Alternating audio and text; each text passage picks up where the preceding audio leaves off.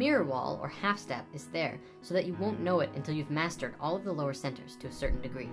So for the most part, when you're growing up, you're usually in the 3 lower chakras. You may be in all of them at once, or maybe mostly in one and partly in the others. Or it could be a constantly moving, balanced blend or combination of all 3. This pattern is true of a person, a country, a planet, a galaxy, or anything alive. At any level of existence, this same pattern of movement occurs. Let's take a country like the United States, for example. This is a brand new country in an old world.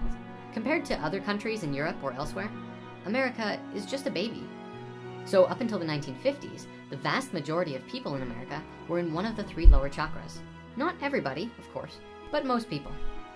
Their biggest concerns in life revolved around power, money, materialism, houses, cars, sex, food, especially with survival aspects, making sure they stored up enough money to feel secure. It was a really materialistic world, but something happened. In the 1960s, the act of changing one's consciousness began to rapidly alter what was thought to be normal. We had the first psychedelic revolution, and while the world's governments quickly put the hammer down, the damage was done. People began to practice meditation and entering the higher centers. Now please understand, America was not the first to do this.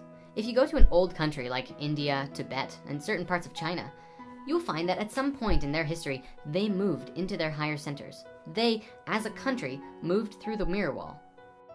Recognize the difference between moving into the higher centers as a country rather than as a species. This is not a fully enlightened state. It is simply a more conscious one. As they moved through these higher 4 centers, they would have eventually came to another mirror wall after the 7th chakra, keeping the focus to this new realm and everything that they had discovered before. The thing about half steps, once a person, family, group, city, or country goes beyond the first half step, they're never the same again. Once they know that there's something more to life than what they had previously thought, they'll spend the rest of their life trying to figure out how to get back to those upper centers, even if they had just had a fleeting experience of these higher worlds. In terms of a person or a country, once it gets above the first half step, moving into the heart, the sound currents, the geometries, and spiritual nature of things, what sometimes happens is that they lose their concern about the lower centers of consciousness.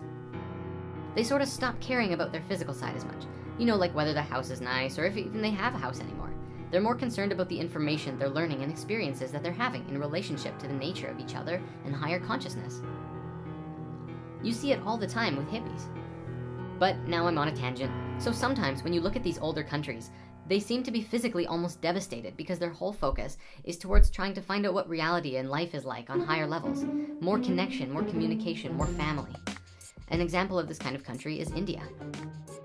Once a country actually moves through the final mirror wall into the 8th chakra together, which is very difficult, mind you, their only concern is what happens after death, the next level of life.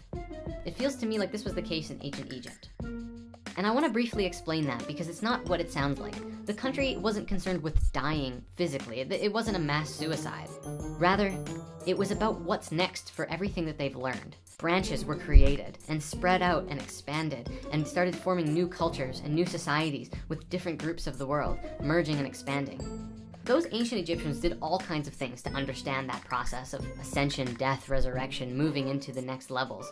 So much so that they had a 24-year preparation followed by a powerful dose of psilocybin, and into the king's chamber of the Great Pyramid they go for 3 days and 2 nights. Their primary purpose of doing this was to find the doorway and enter into the higher worlds, and then return to Earth, the physical reality, and show others how to live life with awareness and love, and how they too can move into the next levels of life. What a trip, you know what I'm saying? So, wrapping up this segment, you can see how this pattern applies at both a level of the individual as well as the level of a country, or even how it might apply to an entire planetary populace. And next time, we're gonna go even deeper. Till then.